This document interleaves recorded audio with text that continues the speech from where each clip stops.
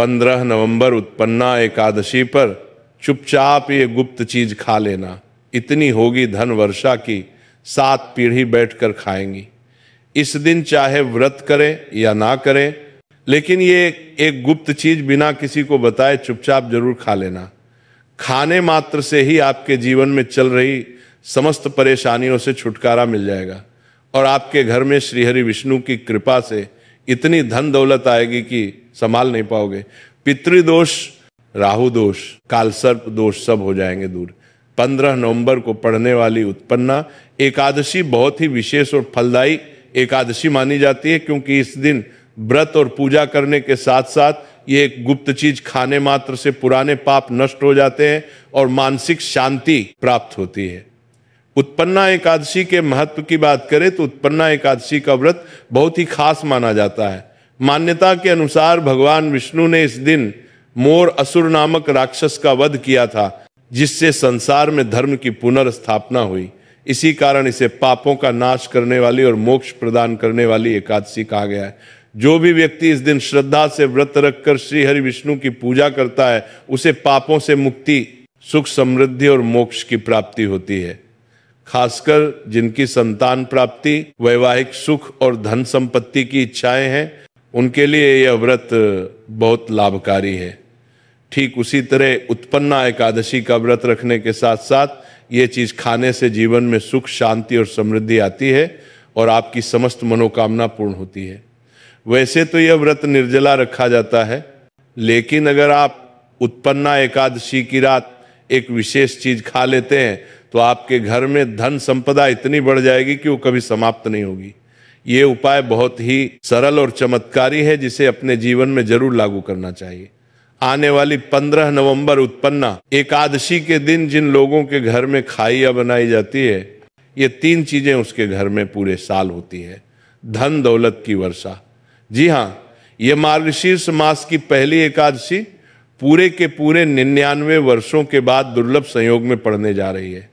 ये एकादशी कार्तिक के बाद पड़ती है, तो ऐसे में इस एकादशी का महत्व हिंदू धर्म के लोगों के लिए और भी बढ़ गया और 15 नवंबर उत्पन्ना एकादशी के दिन भले ही पूजा पाठ, दान करना ना करना, लेकिन ये गुप्त चीज जरूर खा लेना। भगवान विष्णु जी और माता लक्ष्मी जी के आशीर्वाद से आपके घर में इतना पैसा आएगा कि संभाल नहीं पाओगे। साथ ही हम आपको इस प्रवचन में ये भी बताएंगे कि चाहे कुछ भी हो जाए, लेकिन 15 नवंबर उत्पन्ना एकादशी पर ऐसा खाना घर में भूल कर भी मत बनाना और ना ही उसे खाना, पूरे घर परिवार पर संकट आ सकता है। साथ ही इस प्रवचन में जानिए 15 नवंबर उत्पन्ना एकादशी पर ऐसा क्या खाना चाहिए जिससे कि आपके जीवन में भगवान विष्णु की कृपा प्राप्त हो। साथ ही इस प्रवचन में हम आपको यह भी बताएंगे कि 15 नवंबर उत्पन्ना एकादशी पर भूलकर भी ये 5 काम कभी मत करना, नहीं तो कंगाल होते देर नहीं लगेगी। उत्पन्ना एकादशी पर आपको ये 5 काम कभी नहीं करने चाहिए। जो भी माताएं बहाने उत्पन्ना एकादशी के दिन इन 5 कामों को करती हैं तो उसकी जिंदगी बर्बाद हो जाती है, उसके घर में कंगाली छा जाती है। और जिस घर में भी ये 5 कार्य होते हैं, माता लक्ष्मी ऐसे घर को हमेशा के लिए छोड़कर चली जाती है। साथ में हम आपको यह भी बताएंगे कि 15 नवंबर उत्पन्ना एकादशी के दिन अगर आप इन चीज़ों का दान कर देते हो तो आपके घर में कभी धन की कमी नहीं होगी, हमेशा ही रुपया पैसा आपके घर में आएगा। इसीलिए आप प्रवचन को पूरा ही देखें, आधा अधूरा ना देखें। चाहे जो भी हो जाए, लेकिन उत्पन्ना एकादशी के दिन एक छोटी सी चीज जरूर खा लेना। यकीन मानिए, यदि अगर आपने खा लिया तो आपके जीवन से सारे कष्ट दूर हो जाएंगे। जी हाँ, इस बार 99 वर्षों के बाद उत्पन्ना एकादशी ऐसे शुभ समय में पड़ने जा रही है जो हिंदू धर्म में सबसे श्रेष्ठ मानी जाती है। इस दिन किया गया कोई भी उपाय कभी भी निष्फल नहीं जाता, बेकार नहीं जाता, हमेशा लाभ ही लाभ प्रदान करवाता है। चलिए अब हम आपको उत्पन्ना एकादशी की थोड़ी सी जानकारी दे देते हैं। इस बार 2025 में उत्पन्ना एकादशी को लेकर लोगों के मन में बहुत शंका है कि ये व्रत 15 नवंबर को रखा जाएगा या 16 नवंबर को। पूजा कैसे करनी है, शुभ मुहूर्त क्या रहेगा, इस दिन क्या खाना है और क्या नहीं खाना है, इस प्रवचन में हम आपके सभी सवालों के जवाब देंगे। कई लोग ये भी पूछ रहे हैं कि क्या उत्पन्ना एकादशी के दिन चावल खा सकते हैं या नहीं। क्या पहली बार ये व्रत किया जा सकता है? इन सभी सवालों का उत्तर हम इस प्रवचन में देंगे और साथ ही बताएंगे कि वो कौन सी चीज है जो इस दिन आपको जरूर खानी चाहिए। साथ ही उत्पन्ना एकादशी के दिन गाय को एक चीज जरूर खिलाना चाहिए। अगर आप उत्पन्ना एकादशी के दिन गाय को ये चीज खिला देते हो तो माता लक्ष्मी जी की कृपा से आपके जीवन में धन आने के सभी रास्ते खुलते चले जाएंगे। चलिए अब हम आपको सबसे पहले उत्पन्न एकादशी के बारे में थोड़ी सी जानकारी दे देते हैं। मार्गशीर्ष माह की कृष्ण पक्ष की एकादशी को उत्पन्न एकादशी कहा जाता है। भारत में इसे अलग अलग जगह पर अलग अलग नाम से जाना जाता है। जैसे कहीं कहीं पर इसे उत्पन्ना एकादशी और कहीं कहीं पर इसे मोक्षदा एकादशी और भगवत एकादशी के नाम से भी जाना जाता है। धर्म ग्रंथों में कहा गया है कि इस एकादशी का व्रत करने से व्यक्ति को पुण्य प्राप्त होता है जो सभी तीर्थों के स्नान, दान, यज्ञ और व्रतों से मिलता है। यह एकादशी सभी एकादशियों की जननी मानी जाती है, इसलिए इसे वर्ष की प्रथम एकादशी भी कहा जाता है।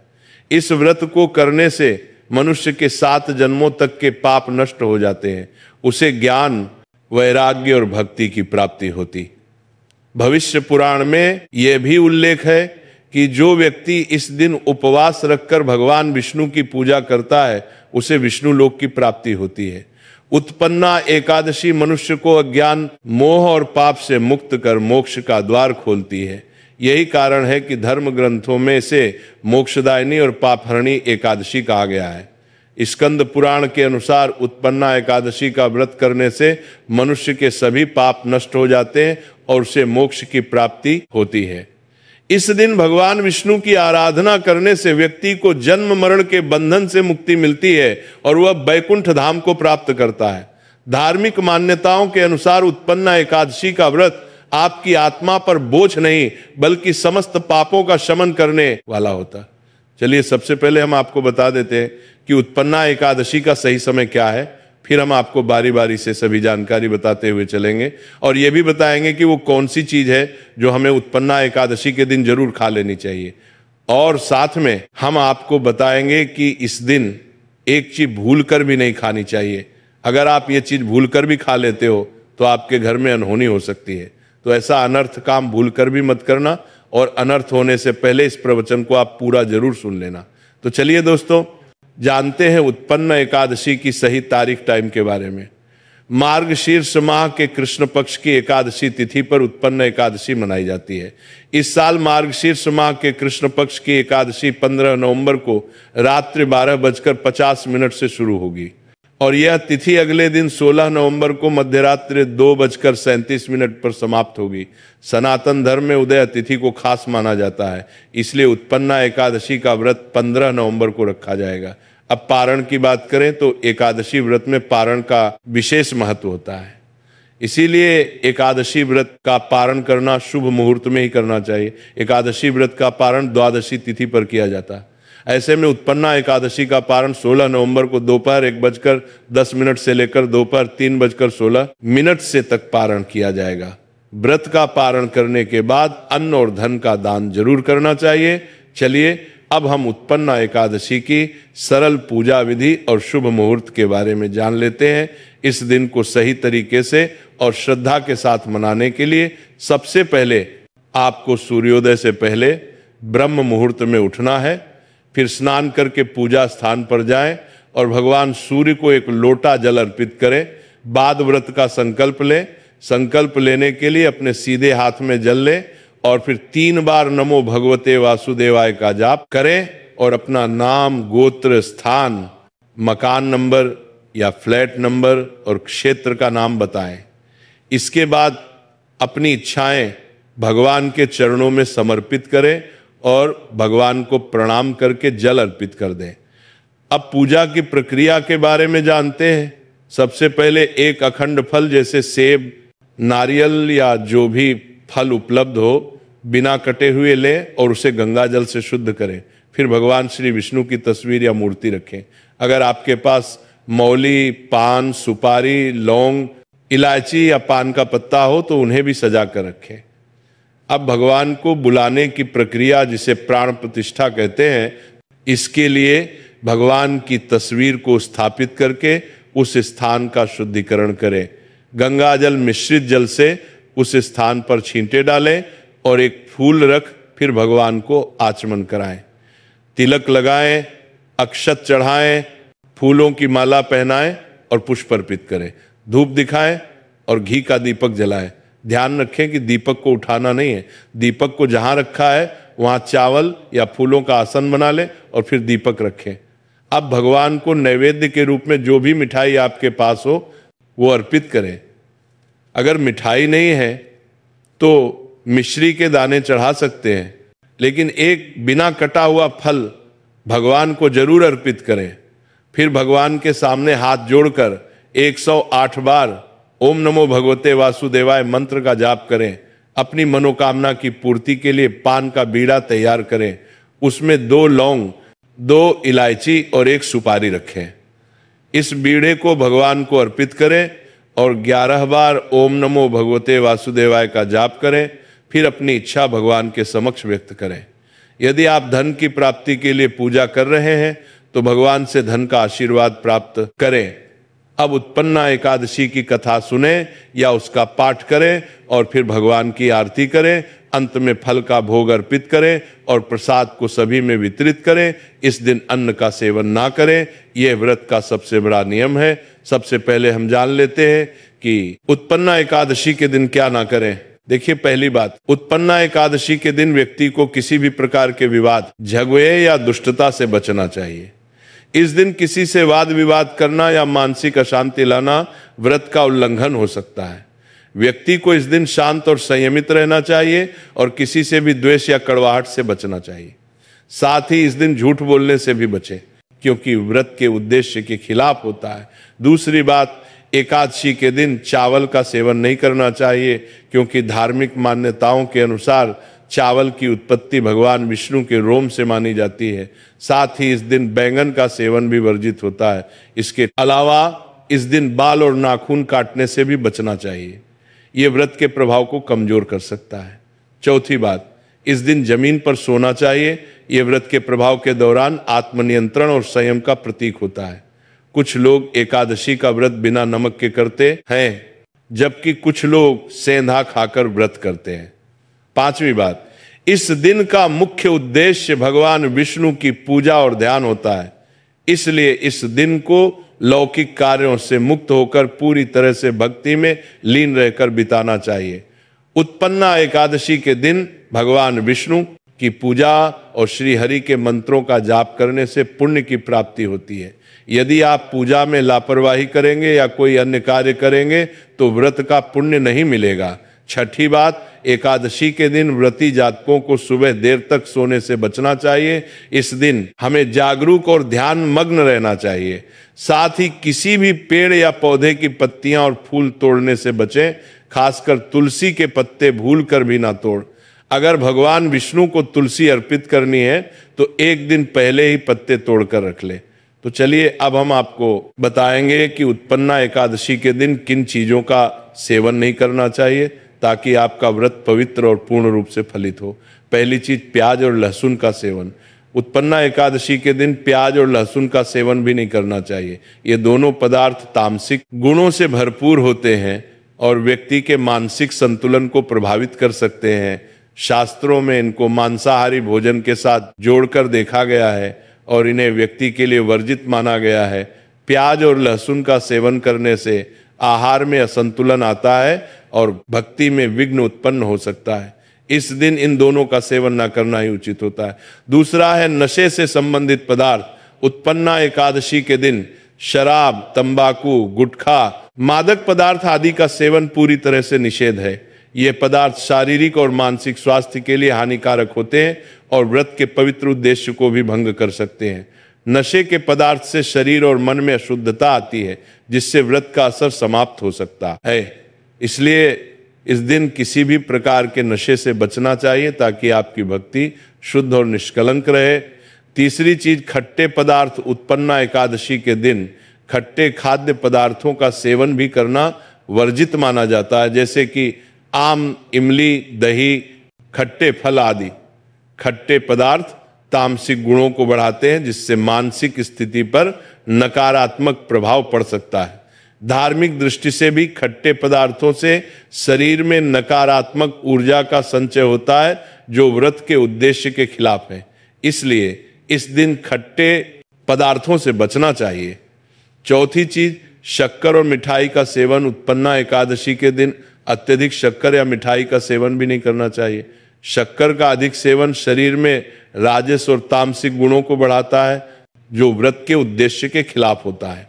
मिठाई और शक्कर का सेवन मानसिक स्थिति को प्रभावित कर सकता है और व्यक्ति को संतुलित रखने में मुश्किलें पैदा कर सकता है। हालांकि इस दिन हल्के मीठे फल जैसे केला, सेब, नारियल आदि खाए जा सकते हैं, लेकिन अधिक शक्कर या मिठाई का सेवन करने से बचना चाहिए।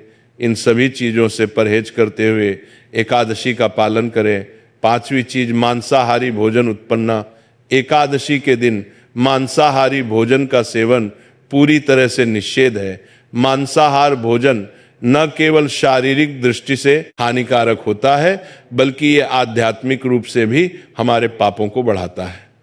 मांसाहारी भोजन से तामसिक गुण बढ़ते हैं, जो हमारी मानसिक शांति और संतुलन को प्रभावित करते हैं।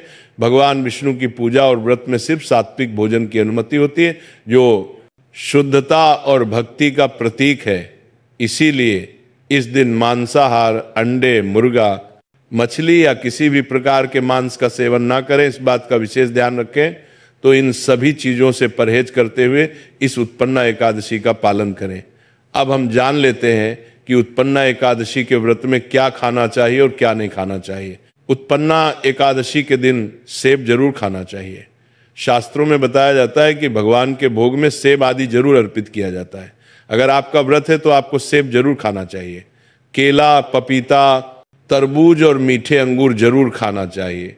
इन फलों से व्रतधारी को शक्ति मिलती है और व्रत संपूर्ण हो जाता है। शास्त्रों में बताया जाता है कि उत्पन्ना एकादशी के दिनों में सीताफल जरूर खाना चाहिए। सीताफल खाने से 10 ऐसी बीमारियां हैं जो खत्म हो जाती हैं। माना जाता है उत्पन्ना एकादशी के दिनों में सीताफल का घर में प्रवेश होना बड़ा ही शुभ माना गया। सीताफल खाने से एकादशी का व्रत सफल हो जाता है, क्योंकि इसमें माता सीता का आशीर्वाद मिला हुआ होता है, माना जाता है। भगवान राम के वनवास के दौरान माता सीता ने यही फल खाया था। उत्पन्ना एकादशी के दौरान इसे जो भी खाता है उसे दुखों का सामना नहीं करना पड़ता। सीताफल आपको जरूर खाना चाहिए। माता सीता प्रसन्न होती हैं और आशीर्वाद देती हैं। लेकिन याद रहे, उत्पन्ना एकादशी व्रत में बैंगन की सब्जी मत खाना, पाप लगेगा। उत्पन्ना एकादशी में व्रतधारी को डिब्बाबंद लस्सी, डिब्बाबंद जूस नहीं पीना चाहिए। उसमें कई केमिकल मिले होते हैं, जिसके कारण आपका व्रत टूट सकता है। जब भी आप फलों का जूस पिए तो याद रखें उसमें नमक ना डालें, नहीं तो व्रत टूट जाएगा। साथ ही साथ जूस में बर्फ भी नहीं डालना चाहिए। फलों का सादा जूस पीने से व्रत सफल होता है। उत्पन्ना एकादशी का दिन बहुत ही खास होता है। इस दिन अगर आप तुलसी मैया से जुड़ा एक विशेष उपाय कर लें तो आपके जीवन में सुख, शांति और समृद्धि का आगमन निश्चित हो जाता है। आज हम आपको इस खास उपाय के बारे में बताने जा रहे हैं। शास्त्रों में साफ कहा गया है कि जिस घर में तुलसी का पौधा होता है उस घर में माँ लक्ष्मी का वास होता है। वहाँ हमेशा सुख और समृद्धि बनी रहती है। लेकिन तुलसी माता से जुड़ी कुछ बातें और नियम है जिन्हें जानना और अपनाना बेहद जरूरी है। अगर आप अपने परिवार की खुशहाली, समृद्धि और सौभाग्य चाहते हैं तो इस उत्पन्ना एकादशी पर तुलसी मैया को चुनरी जरूर चढ़ाएं। ऐसा करने से भगवान विष्णु और माता लक्ष्मी दोनों की विशेष कृपा आपके जीवन में बरसती है। लेकिन अक्सर लोग अनजाने में कुछ ऐसी गलतियां कर बैठते हैं जिसका नतीजा उन्हें भुगतना पड़ता है। जैसे कई लोग अपने घर में तुलसी का पौधा तो लगा लेते हैं लेकिन उसे कभी चुनरी नहीं उड़ाते। याद रखें, तुलसी माता को चुनरी अर्पित करना एक बहुत ही शुभ कार्य है। इससे मनोकामनाएं पूरी होती हैं। और दोस्तों, ध्यान रखें कि तुलसी के पास कभी कोई अपवित्र या अशुद्ध चीजें ना रखें। वहां हमेशा साफ सफाई बनी रहनी चाहिए। साथ ही तुलसी के पास कभी भी कटु या कड़वे शब्द नहीं बोलने चाहिए, वरना तुलसी मैया नाराज हो जाती है। अब जानिए उस खास उपाय के बारे में जिसे उत्पन्ना एकादशी पर करना चाहिए। इस दिन ब्रह्म मुहूर्त में उठकर तुलसी के पौधे में एक सिक्का नए लाल कपड़े में लपेटकर गाड़ दें। इससे आपके घर में धन और समृद्धि के द्वार खुलते हैं और दरिद्रता धीरे धीरे दूर होने लगती है, क्योंकि तुलसी मैया को लक्ष्मी माता का वरदान प्राप्त है, इसीलिए उनका आशीर्वाद मिलता है। इसके अलावा तुलसी माता को इस दिन थोड़ा सा कच्चा दूध अर्पित करें, इससे जीवन में सौभाग्य बना रहता है। अगर आपको आज की प्रवचन अच्छी लगी हो तो वीडियो को लाइक करें और ऐसे ही प्रवचन सुनने के लिए चैनल को सब्सक्राइब करें। बोलो राधे राधे।